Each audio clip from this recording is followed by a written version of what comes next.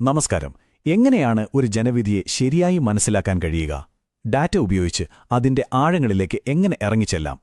എന്നിട്ട് ആ അറിവ് വെച്ച് എങ്ങനെയാണ് ഒരു നാടിനുവേണ്ടി നല്ല ഭരണം കാഴ്ചവെക്കാൻ സാധിക്കുക? ഇന്ന് നമ്മൾ ഈ ചോദ്യങ്ങൾക്ക് ഉത്തരം തേടുന്നത് കേരളത്തിലെ ഹരിപ്പാട് നിയോജക മണ്ഡലത്തെ മുൻനിർത്തിയാണ്. നമുക്ക് തുടങ്ങാം. ഹരിപ്പാട് കായലുകളും തീരപ്രദേശങ്ങളും ഒത്തുചേരുന്ന ഒരു മനോഹരമായ നാട്. ഇവിടത്തെ മനുഷ്യരുടെ ജീവിതം രണ്ട് കാര്യങ്ങളുമായി ബന്ധപ്പെട്ടാണ് മുന്നോട്ടു പോകുന്നത്. ഒന്ന് വെള്ളം, പിന്നെ ഗൾഫിൽ നിന്നുള്ള പണം. ഈ നാടിന്റെ രാഷ്ട്രീയ മനസ്സറിയണമെങ്കിൽ ഈ മണ്ണിന്റെ ഈ പ്രത്യേകതകൾ നമ്മൾ ആദ്യം മനസ്സിലാക്കണം. അപ്പം നമ്മൾ ചെയ്യാൻ പോകുന്നത് ഇതാണ്. ആദ്യം നമ്മൾ ഹരിപ്പാടിന്റെ മണ്ണിലിറങ്ങി അവിടുത്തെ യാഥാർത്ഥ്യങ്ങൾ എന്തൊക്കെയാണെന്ന് നോക്കും. പിന്നെ കണക്കുകൾ നമ്മളോട് എന്താണ് പറയുന്നതെന്ന് ശ്രദ്ധിക്കും. അതിൽ നിന്ന് ജനവിധിയുടെ ഉള്ളുകള്ളികൾ മനസ്സിലാക്കി ഒടുവിൽ നല്ല ഭരണത്തിലേക്കും വിജയത്തിലേക്കും നയിക്കുന്ന ഒരു ബ്ലൂ പ്രിന്റ് തയ്യാറാക്കും. ഏതൊരു രാഷ്ട്രീയ വിശകലനവും തുടങ്ങേണ്ടത് എവിടെ നിന്നാണ്? അവിടുത്തെ സാധാരണക്കാരുടെ ജീവിതത്തിൽ നിന്ന്, അവർ ഓരോ ദിവസവും നേരിടുന്ന പ്രശ്നങ്ങളിൽ നിന്ന്. ഹരിപ്പാടിന്റെ രാഷ്ട്രീയ സ്വഭാവം നിർവചിക്കുന്നതും ഈ ഘടകങ്ങൾ തന്നെയാണ്. ഹരിപ്പാടെന്ന് പറയുമ്പോൾ ഭൂരിപക്ഷം വരുന്ന ജനവിഭാഗം ഹിന്ദുക്കളാണ്. ഏകദേശം 85 മുതൽ 90% വരെ. പക്ഷേ അതോടൊപ്പം തന്നെ ഒരു 8% വീതം വരുന്ന മുസ്ലിം ക്രിസ്ത്യൻ സഹോദരങ്ങളുമുണ്ട്. ഇവരെല്ലാം ചേർന്നാണ് ഹരിപ്പാടിന്റെ സാമൂഹിക ചിത്രം. ഇതൊന്നും വലിയ വാർത്തയാവുന്ന വിഷയങ്ങളല്ല. പക്ഷേ ഓരോ ദിവസവും ജനങ്ങളെ അലട്ടുന്ന, അവരുടെ ക്ഷമയെ പരീക്ഷിക്കുന്ന കാര്യങ്ങളാണ്. കുടിവെള്ളം കിട്ടാത്ത അവസ്ഥ, പൊട്ടിപ്പൊളിഞ്ഞ റോഡുകൾ, കൃഷി നശിക്കുന്നത്, ആശുപത്രികളിലെ സൗകര്യക്കുറവ്, പിന്നെ റേഷൻ കാർഡ് പോലുള്ള കാര്യങ്ങൾക്കുള്ള നൂലാമാലകൾ. ഇത്തരം ചെറിയ ചെറിയ പ്രശ്നങ്ങൾ ഒരുമിച്ച് ചേരുമ്പോഴാണ് ഭരണത്തിലുള്ള വിശ്വാസം പതിയെ ഇല്ലാതാവുന്നത്. ഇനി നമുക്ക് കുറച്ച് കണക്കുകളിലേക്ക് കടക്കാം. ഈ പറഞ്ഞ പ്രശ്നങ്ങളെല്ലാം ഒരുമിച്ച് ചേരുമ്പോൾ ജനവികാരത്തെ ഏറ്റവും കൂടുതൽ സ്വാധീനിക്കുന്ന 3 കാര്യങ്ങൾ എന്തൊക്കെയാണെന്ന് നോക്കാം. ഈ ഡേറ്റ വളരെ വ്യക്തമായ ചില സൂചനകളാണ് നമുക്ക് തരുന്നത്. 7.31%. ഇതൊരു സ്റ്റാറ്റിസ്റ്റിക്സ് മാത്രമല്ല. ഓരോ വീടിന്റെയും ബജറ്റിനെ താളം തെറ്റിക്കുന്ന, അടുക്കളയിലെ ചിലവുകളെക്കുറിച്ച് ആശങ്കപ്പെടുത്തുന്ന ഒരു യാഥാർത്ഥ്യമാണ്. വിലക്കയറ്റം ഇന്ന് ഹരിപ്പാട്ടിലെ ഓരോ കുടുംബത്തെയും നേരിട്ട് ബാധിക്കുന്ന ഏറ്റവും വലിയ പ്രശ്നമാണ്. 70%. ഒന്ന് ആലോചിച്ചു നോക്കൂ. ഗൾഫിൽ നിന്ന് എല്ലാ പ്രതീക്ഷകളോടും കൂടെ തിരികെ വന്ന 10ൽ 7 പേർക്കും ജോലിയില്ല. അവരുടെ കഴിവും പ്രവൃത്തിപരിചയവും ഈ നാടിന് ഉപയോഗിക്കാൻ കഴിയുന്നില്ല. ഇതൊരു നിശബ്ദമായ ദുരന്തമല്ലാതെ മറ്റെന്താണ്? വാഗ്ദാനങ്ങൾ ഒരു വശത്ത്, യാഥാർത്ഥ്യം മറുവശത്ത്. ഈ അന്തരം കൂടുമ്പോഴാണ് ജനങ്ങൾക്ക് വിശ്വാസം നഷ്ടപ്പെടുന്നത്. ഹരിപ്പാട് മെഡിക്കൽ കോളേജ് ഓർമ്മയില്ലേ? കോടികൾ മുടക്കി വാങ്ങിയ MRI മെഷീൻ പ്രവർത്തിക്കാതെ കിടക്കുന്നത്. ഇതൊക്കെയാണ് ജനങ്ങളുടെ മനസ്സിൽ അവിശ്വാസമുണ്ടാക്കുന്നത്.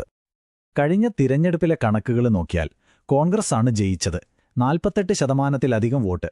പക്ഷെ തൊട്ടു പുറകിൽ തന്നെ CPI ഉണ്ട്, 39%. ഏകദേശം ഒരു 9% വ്യത്യാസം. ഇതൊരു വലിയ മാർജിനല്ല, ഒരു ചെറിയ കാറ്റടിച്ചാൽ പോലും അറിയാവുന്നൊരവസ്ഥ. അപ്പോ എന്തുകൊണ്ടാണ് ഈ സാഹചര്യം? നമുക്കൊന്ന് ആഴത്തിൽ പരിശോധിക്കാം. ആരാണ് ജയിക്കുന്നത്? എന്തുകൊണ്ട് ജയിക്കുന്നു? അതേസമയം അവരുടെ സ്ഥാനം അത്ര സുരക്ഷിതമല്ലാത്തത് എന്തുകൊണ്ട്? നിലവിലെ MLAയെ നോക്കാം. അദ്ദേഹത്തിന് ചില ശക്തികളുണ്ട്. അദ്ദേഹം വലിയ നേതാവാണ്. ശക്തമായ പാർട്ടി സംവിധാനമുണ്ട്. പക്ഷേ ഡാറ്റ കാണിക്കുന്നത് വേറൊരു ചിത്രമാണ്. സാധാരണ ജനങ്ങളിൽ നിന്ന് ഒരകൽച്ചയുണ്ടെന്ന തോന്നൽ. വലിയ പദ്ധതികൾ മുടങ്ങിക്കിടക്കുന്നു. പിന്നെ നമ്മൾ നേരത്തെ കണ്ട വോട്ട് ഷെയറിലെ കുറവ്. ഇതൊക്കെയാണ് ദൗർബല്യങ്ങൾ. ഇവിടെയാണ് നമ്മൾ ഒരു കാര്യം ഓർക്കേണ്ടത്. രാഷ്ട്രീയ വിശകലനങ്ങൾ വ്യക്തികളെക്കുറിച്ചല്ല, അവരുടെ പ്രകടനങ്ങളെയും സംവിധാനങ്ങളെയും കുറിച്ചാവണം. നമ്മുടെ പൊതുജീവിതത്തിന്റെ അടിസ്ഥാനം തന്നെ വ്യക്തിയുടെ അന്തസ്സാണ്. സംസാരങ്ങൾ ഉത്തരവാദിത്വത്തോടെയുള്ളതും വസ്തുതകളെ അടിസ്ഥാനമാക്കിയുള്ളതുമാവണം. അല്ലാതെ വ്യക്തിപരമായ അധിക്ഷേപങ്ങളാവരുത്. ഈ പറയുന്നതിന് കണക്കുകളുടെ പിൻബലമുണ്ട്. നോക്കൂ, 2016-ൽ 51%-നും മുകളിലുണ്ടായിരുന്ന വോട്ട് വിഹിതം 2021 ആയപ്പോഴേക്കും 48%-മായി കുറഞ്ഞു. ഏകദേശം 3% ഇടിവ്.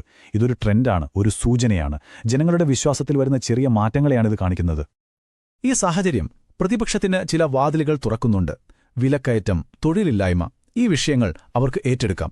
പിന്നെ ആരും ശ്രദ്ധിക്കാത്ത ചില ഗ്രൂപ്പുകളുണ്ട്. ഗൾഫിൽ നിന്ന് മടങ്ങിയവർ, പുതിയ വോട്ടർമാർ, വിദ്യാസമ്പന്നരായ സ്ത്രീകൾ. ഇവരുടെ പ്രശ്നങ്ങൾ കേൾക്കുന്നത് ഒരു ഗെയിം ചേഞ്ചറായേക്കാം. ഇതുവരെ നമ്മൾ പ്രശ്നങ്ങളെക്കുറിച്ചാണ് സംസാരിച്ചത്. ഇനി പരിഹാരത്തെക്കുറിച്ച് സംസാരിക്കാം. ഡാറ്റയിൽ നിന്ന് പ്രവൃത്തിയിലേക്ക് എങ്ങനെ കടക്കാം? ജനങ്ങളുടെ വിശ്വാസം എങ്ങനെ തിരിച്ചുപിടിക്കാം? അതിനൊരു രൂപരേഖ വേണം. ഞങ്ങൾ മുന്നോട്ട് വയ്ക്കുന്ന ഒരു ആശയമാണ് ചതുർമുഖ സിദ്ധാന്തം. ഇത് വെറുമൊരു പേരല്ല, ഒരു നിയോജക മണ്ഡലത്തിന്റെ 4 പ്രധാന ആവശ്യങ്ങളെ ഒരേ സമയം നേരിടാനുള്ള ഒരു സ്ട്രാറ്റജിക് ഫ്രെയിംവർക്കാണ്. ഇതിലെ 4 മുഖങ്ങൾ വളരെ ലളിതമാണ്. 1. ശിവനെപ്പോലെ ജനങ്ങളെ ബുദ്ധിമുട്ടിക്കുന്ന പ്രശ്നങ്ങളെ ശക്തമായി നേരിടുക. 2. വിഷ്ണുവിനെപ്പോലെ സമാധാനവും സ്ഥിരതയും ഉറപ്പാക്കുക. 3. ബ്രഹ്മാവിനെപ്പോലെ പുതിയ ആശയങ്ങളും തൊഴിലവസരങ്ങളും സൃഷ്ടിക്കുക. 4. ദുർഗയെപ്പോലെ സാധാരണക്കാരെ, കർഷകരെ, മത്സ്യത്തൊഴിലാളികളെ സംരക്ഷിക്കുക. പറഞ്ഞ മാത്രം പോരല്ലോ, ചെയ്തു കാണിക്കണം. അതിന് പെട്ടെന്ന് ചെയ്യാൻ കഴിയുന്ന 3 കാര്യങ്ങൾ. 1. Health on wheels. ഡോക്ടർ ഗ്രാമങ്ങളിലേക്കെത്തുന്നു. 2. എല്ലാ കാലാവസ്ഥയിലും ഉപയോഗിക്കാൻ പറ്റുന്ന റോഡുകൾ. 3. യുവാക്കൾക്കും പ്രവാസികൾക്കും വേണ്ടി ഒരു സ്കിൽ വൗച്ചർ. ഇത് ജനങ്ങൾക്കൊരു പ്രതീക്ഷ നൽകും. ഇങ്ങനെയുള്ള പദ്ധതികൾ നടപ്പിലാക്കുമ്പോൾ ഒരു കാര്യം ഉറപ്പുവരുത്തണം: ജനങ്ങളുടെ വിവരങ്ങൾ. അത് വളരെ സൂക്ഷിച്ച് കൈകാര്യം ചെയ്യേണ്ട ഒന്നാണ്. അവരുടെ അനുവാദമില്ലാതെ ഒന്നും ചെയ്യാൻ പാടില്ല. ഇത് ഇന്ത്യയുടെ ഡേറ്റാ സംരക്ഷണ നിയമം അനുസരിച്ച് മാത്രമല്ല, ഒരു നേതാവിന്റെ ധാർമ്മികമായ ഉത്തരവാദിത്വം കൂടിയാണ്. അപ്പോൾ നമ്മൾ ഈ വിശകലനത്തിന്റെ അവസാന ഘട്ടത്തിലേക്ക് കടക്കുകയാണ്. ഹരിപ്പാട് നേരിടുന്ന യഥാർത്ഥ വെല്ലുവിളി എന്താണ്? വിജയത്തിലേക്കുള്ള വഴി ഏതാണ്? 9%. കഴിഞ്ഞ തവണത്തെ വിജയമാർജിൻ. അതൊരു ഗർജനയല്ല, ഒരു മർമ്മരം മാത്രമാണ്. ഏത് നിമിഷവും മാറാവുന്നൊരു ജനവിധിയാണിത് എന്നതിന്റെ ഒരു ഓർമ്മപ്പെടുത്തൽ. അവസാനമായി ഒരു ചോദ്യം. ജനങ്ങളുടെ പ്രശ്നങ്ങൾ ഡാറ്റ ഉപയോഗിച്ച് മനസ്സിലാക്കി അതിന് പരിഹാരം കാണുന്ന ഈ രീതി, ഒരുപക്ഷേ ഇതായിരിക്കുമോ ഇന്ത്യൻ രാഷ്ട്രീയത്തിന്റെ ഭാവി? ഇത് ഹരിപ്പാടിന്റെ മാത്രം ചോദ്യമല്ല, നമ്മുടെ രാജ്യത്തിന്റെ തന്നെ ചോദ്യമാണ്. നിങ്ങളുടെ നിയോജക മണ്ഡലത്തെ ഉയർത്തിക്കൊണ്ടുവരുന്ന, ജനങ്ങളെ കേന്ദ്രീകരിച്ചുള്ള ഒരു നേതാവാകാൻ നിങ്ങൾ ആഗ്രഹിക്കുന്നുവെങ്കിൽ blueprintstrategies.ai യുമായി ബന്ധപ്പെടുക. ഇമെയിൽ mgr@blueprintstrategies.ai അല്ലെങ്കിൽ 080420410602 എന്ന നമ്പറിൽ വിളിക്കുക. രാഷ്ട്രീയത്തിനപ്പുറം ഒരു ലക്ഷ്യം.